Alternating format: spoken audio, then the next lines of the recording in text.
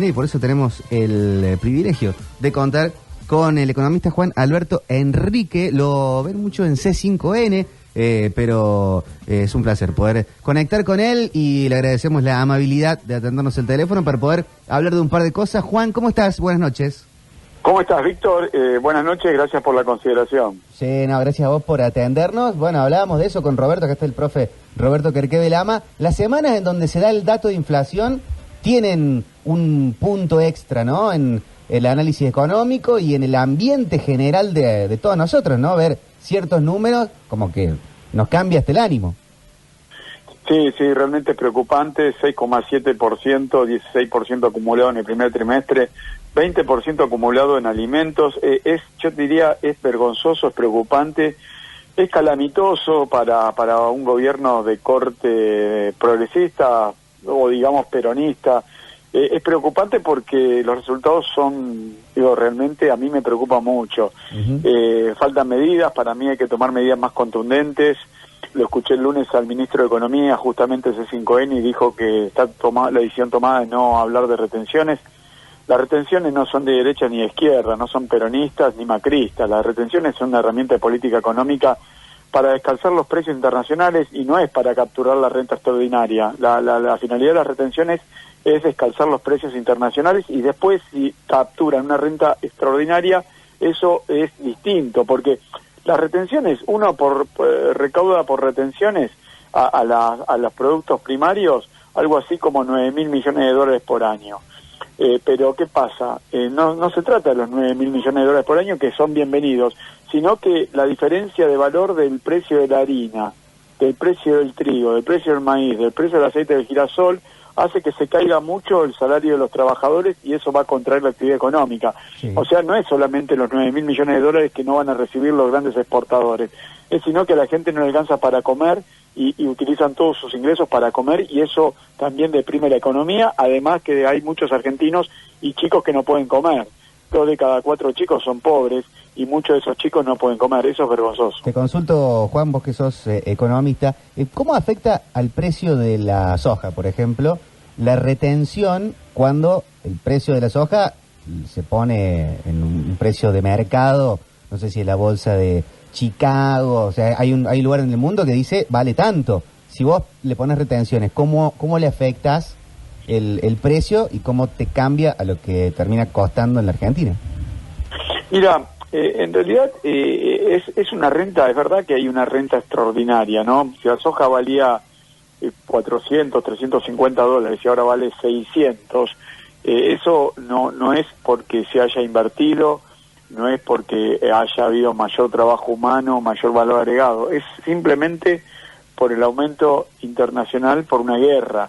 Esa renta extraordinaria, ese ingreso extraordinario, yo no tengo problema en que ganen dinero los sojeros. Lo que pasa es que en el caso de la soja, por ahí la incidencia no es tanto, pero es importante. En el caso del maíz y el trigo sí, porque comemos maíz y trigo los argentinos. Sí. Entonces le estamos aumentando el precio.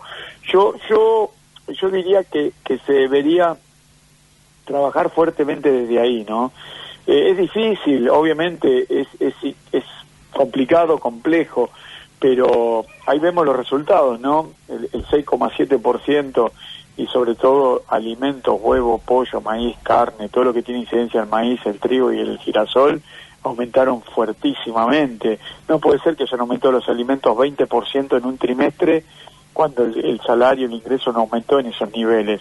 Y eso arrastra muchas cuestiones, porque cuando hay un índice de 6,7, luego todo se ajusta al 6,7, de hecho la tasa de interés y de hecho la devaluación que está llevando el Banco Central. Sí. O sea que esto es una carrera, es el perro que se quiere morder la cola, tenemos que frenarlo y para frenarlo hay que tomar medidas. No, claro, Juan, y aparte es el promedio del 6,7, porque si uno va solo a alimentos es bastante más alta. Sí, aparte hay que tomar medidas y la idea es pelearse, o te peleas con 100 tipos que son muy poderosos o te peleas con el 90% de la población argentina, porque la gente está muy enojada. Por eso es un debate muy fuerte y contundente, pero hay que darlo, hay que hacerlo, hay que tomar medidas. Esto no puede seguir así. Sí. Y una empresa como Vicentín hoy hubiera ayudado eso, el presente sería otro si no se hubiera vuelto atrás. Claro. Yo creo que esa fue la inversa, el punto de inflexión. Retroceder con Vicentín fue el punto de inflexión. Yo creo que no solamente el gobierno, ¿no?, sino que mucha gente que en aquel momento se paró al costado de la ruta. Yo tuve amigos míos que me decían, somos todos Vicentín. Bueno, queda claro que eso hubiese ayudado mucho, porque aparte una empresa testigo ahí en ese sector va a demostrar lo que demostró un informe. El Instituto Withers de Naciones Unidas en 2017 demostró que las grandes empresas exportadoras de alimentos de Argentina transnacionales se valen entre 15.000 y 20.000 millones de dólares acá en la Argentina. Esa empresa testigo hubiese demostrado eso y hubiese dado la capacidad del Estado para intervenir en ese sector. Bueno, acá estamos, ¿no?, pagando todos los argentinos los alimentos día tras día más caros. ¿Se puede hacer el contrafáctico, no?, de cuánto sería más o menos la inflación sin guerra? No, bueno, la inflación argentina ya venía disparada por la salida de la pandemia. Cuando se sale de la pandemia, las economías se recalientan, comienzan a consumir más energía y alimentos. Ya venía la inflación disparada en términos internacionales. La guerra le dio un empujón más. O sea que tendríamos que... El mundo cambió después de la pandemia. Y bueno, y la guerra lo complicó aún más. Pero ¿qué pasa? Si vos no sos contundente y efectivo con las medidas, abordando la inflación con criterios uniformes, en forma, muy contundente, y, viste, es un colador. Si vos devaluás, vas a tener inflación. Si vos aumentás la tasa, vas a tener devaluación, vas a tener inflación. Todo tiene inflación. Si vos aumentás tarifas, vas a tener. Si aumentás combustible, vas a tener. Si vos liberás precios regulados, como las prepagas, peaje, autopista, vas a tener inflación. Si no aplicás retenciones, vas a tener inflación. Claro, después cuando viene el aumento de salario le echa la culpa a los trabajadores, que son los que dan la riqueza. Por eso hay que ser contundente, hay que decir las cosas como son. Si el Fondo Monetario te obliga a que tenés que devaluar, vamos a decirlo. Si el Fondo Monetario te obliga a que tenés que aumentar la tasa, vamos a decirlo.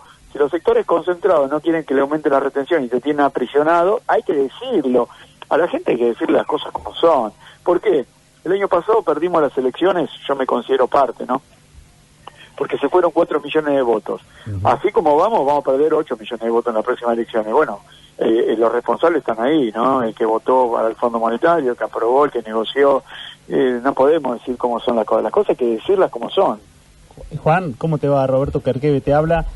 Un gusto saludarte, y te cuento que en el 2018 le hicimos una entrevista a Alberto Fernández y ni estaba en sus planes ser presidente. Claro. Digo, imagínate hacerte una nota ahora y nos enteramos que en unos meses sos el nuevo ministro de Economía. Ay, Dios. Que es un tema complicado, ¿no? Es una situación compleja porque hay ministro, Martín Guzmán. Yo con eso no me saco el lazo, ¿no?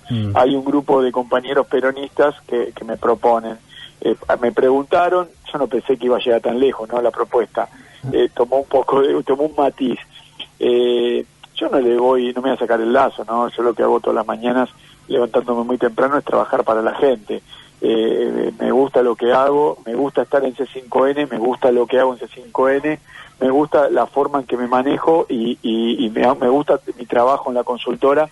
Pero bueno, si el Ejecutivo, no habló nadie conmigo, pero si me citaran, estaría dispuesto a colaborar y a ser parte. Obviamente, nadie habló conmigo, pero no me saco el lazo, ¿no? Insisto, es un momento complicado, una situación complicada también para mí, porque hay un ministro que tampoco la cosa le fue tan mal. Hubo un crecimiento de 10,3%, creció la industria, creció el empleo, bajó el desempleo, bajó la pobreza, no en lo que yo pienso que debería haber bajado, pero bajó la pobreza. Bueno, para mí faltan cosas que hacer, ¿no? Hay algunas cosas que no comparto, lo del Fondo Monetario, pero bueno, hay un ministro que es un ministro progresista y un ministro que a mí, en términos de resultados que lleva, comparado con lo que fue los ministros de Macri, con el equipo, el mejor equipo de los últimos 50 años, el campeón de la Champions League, es un ministro en serio. Por eso la situación mía es difícil, pero no me saco el lazo. ¿Te ha tocado alguna vez estar en una función de gobierno? No. Nunca. O sea que el debut te tocaría nada más y nada menos que ahí. Sí, sí, es verdad. Sí, es verdad, es complejo. Soy contador público, soy licenciado en economía, creo saber qué es lo que se debe hacer, he estudiado mucho, es verdad, es una situación compleja, complicada, y estaría dispuesto a hablarlo. No estoy pensando, mirá lo que te digo, todavía puede pasar eso, no sé, puede ser la divinidad, no lo sé, pero bueno, hay que pensarlo también y lo tengo que hablar con mi familia, Sí, ¿no? En todo que te caso, haga también. repensado. Entonces te hago una pregunta, porque si quieras o no, estando en los medios, te enterás de cosas y no sos un pibe, o sea que tenés tu experiencia y tu formación. Siempre, viste, se habla de los ojeros, pero en los términos, más conociendo Córdoba, en Córdoba, cuando se produce el alza, el que ganó, el que tiene el campo ya la vendió y la cambió por insumo. El que la tiene son las aceiteras. Y siempre yo recuerdo que cuando Macri dijo, hacía la devaluación y había acordado con los grandes que iban a hacer la liquidación y le liquidaron el 20%, casi menos que eso. Y yo decía, si no liquidaron, ¿cómo crees que esa gente va a liquidar las ganancias? ¿Va a estar dispuesta si son 5 o 6 que son las que terminan manejando el verdadero poder y la verdadera lapicera? ¿Por dónde crees que pasaría la gestión para realmente que se siente el impacto, ¿no? Y a Macri que lo gambetearon. No, bueno, pero si a Macri no le liquidaron... Claro, no, es el poder, sí, claro. Es el poder concentrado, son empresas transnacionales, te diría, mira, a veces no quiero nombrar palabras porque suenan duras, es el imperialismo, son los dueños de los puertos, los dueños de la salida de las exportaciones, son los dueños del campo. Bueno, lo bueno es hay que saberlos, conocerlos, claro, y en algún momento acumular poder y enfrentarlos. Sí. Porque y uno dice, y hay que ponerle una balanza en la entrada de los puertos, hay que estudiar, analizar satelitalmente los campos, hay mucha concentración económica y es dinero que se va de la República Argentina. Yo puedo entender que ganen plata, pero lo que no puedo entender es que haya un 40% de pobres y 2 de cada 4 chicos pobres y 5 millones de argentinos que no lleguen a comer. Claro, yo creo que primero negociaría con ellos, no me sentaría a hablar, les decía, mira muchachos, yo puedo entender esto, aquello, pero hay cosas que acá ponemos un límite. Sí, parece muy difícil porque después está el caso de la persona que tiene un campo que, bueno, unas 100 hectáreas, 1000 hectáreas, puede tener muchísimo dinero, pero a esa gente le termina pegando la retención y nunca le pega al gran pool que todos le terminan vendiendo a ese. Bueno, hubo una segmentación ahí en tema de retenciones que está funcionando. Yo estoy investigando algunos números en el Ministerio de Agroindustria. Está funcionando. Lo que pasa es que también ellos operan mediáticamente para decir lo incorrecto. Acá hay que analizar el tema de las grandes agroexportadoras. Ahí está la cuestión. Pero ¿cómo hacer para tocar esas y no tocar al que tiene 100 hectáreas? Hay que partir con la segmentación que hubo, que funciona, hay que estudiarlo desde ahí, analizarlo desde ahí, pero primero y principal ir a donde sale el dinero, el puerto y las grandes exportadoras transnacionales. Y después de ahí para abajo, sabemos todo cuál es el valor del trigo en el mercado local. Eso lo conocemos todos los días. De hecho, el trigo hoy cotizó 37.500 pesos. Juan, ¿y el grande no le carga disculpe, el grande no le carga el impuesto? Vos le ponés 5% de traslada, pero hay que trabajar sobre eso. Claro, el gobierno puede trabajar sobre eso y trabajar en el mercado spot, obviamente. Y bueno, y hay que buscar los productores y segmentarlos. Hay un trabajo en el ministerio, funciona. Está funcionando. Capaz que hay que perfeccionarlo y mostrarlo más, pero eso está funcionando. Bien.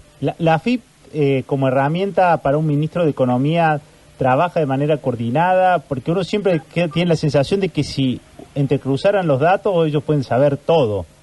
Sí, claro. La AFIP tiene todos los datos. A mí lo que no me gusta es que la AFIP vaya a ver a los comerciantes, a los pequeños, le baje la cuida a los monotributistas y no vaya a ver a estas grandes empresas. Por ejemplo, el caramelero, en su balance no puede explicar la compra de dólares en el MULC en el 2018. No tiene suficientes pesos para comprar los dólares que compró. Bueno, ahí tendría que ir la FIPA a ver eso. A ver cómo, señor, usted compró tanto y no tiene para explicarlo. Y entonces, y encima, a ver, declara el dinero ese que está en el exterior. Bueno, hay 100 empresas que compraron 24.769 millones de dólares y se lo llevaron. Más de la mitad de lo que le pedimos al fondo. Eso tendrían que dar explicaciones. Tenemos que ir a verlo. La FIP lo tiene que ver, lejos de ir a los shopping o darle de baja la clave a los pequeños empresarios, a los pequeños... Tendría que ver eso, claramente. Eso lo he dicho, lo he reclamado. Es hora de que hagamos eso también.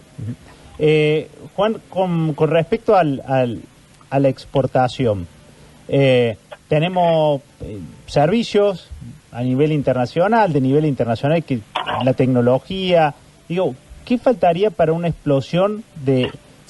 Porque mucho de lo que se exporta, digamos, terminan cayendo en empresas que se crean afuera, por esta brecha que hay en la forma de cambio, ¿no? Digamos, si uno vende un servicio, le liquidan a un dólar, que no es el dólar blue, entonces prefieren... Hola, sí. ¿Me escuchás? Sí, te escucho. Repetime rápidamente. No, con respecto a la exportación, ¿cómo poder propiciar la exportación o que haya una segmentación como para que aquel que exporta no sea castigado por el tipo de cambio o que tenga algún tipo de beneficio? Porque evidentemente hace cada vez falta más gente que exporte y traiga los dólares. Me parece que por ahí va a ser el secreto, ¿no? Sí, claramente pasa por ahí el tema, ¿no? Lo que pasa es que lamentablemente la República Argentina es un país exportador de productos primarios, diría, salvo algún valor agregado que tiene el aceite y la harina de soja, pero está muy concentrado. Ese es el tema, pasa por ahí. Bueno, hay que trabajar sobre eso. Bien. Es Juan Milei, el político de hoy, de los que están más o menos en la consideración, que mejor está leyendo el reclamo primordial que hoy tiene gran parte de la sociedad, que es la pobreza y la inflación. Sí, realmente pasa por ahí, y la desigualdad, la desigualdad que explica la pobreza y la inflación, que es el instrumento para generar esa desigualdad. Hay que trabajar fuertemente en la inflación porque es lo que nos está dando los resultados. El primer trimestre es nefasto. Es nefasto. Víctor, te tengo que dejar porque tengo un llamado que creo que es importante. Ya saludo a todos los cordobeses y muchas gracias por la consideración. Muchísimas gracias a vos, Juan. Mira de quién será ese llamado. Buenas noches.